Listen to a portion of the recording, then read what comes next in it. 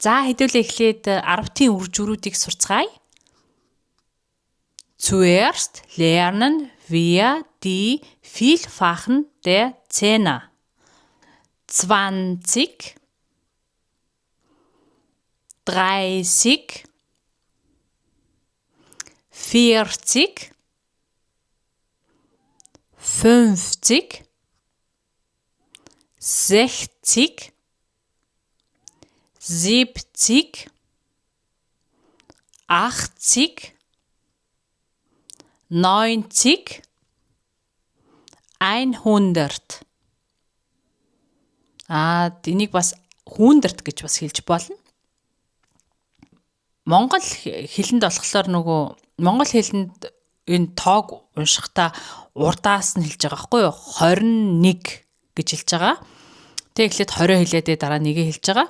За герман хэлэнд хэлэхдээ хойнош нь уншина гэсэн үг. 20 ерөнхийдөө 21-ээс 99 хүртэлх тоог ерөнхийдөө хойноос нь уншдаг. За эхлээд 21 гэдгийг германаар хэлье. Эхлээд нэгээ хэлнэ. Тэгээд und гэж орно. Тэгээд 20 гэдгээ хэлнэ гэсэн үг. За 1 und 20.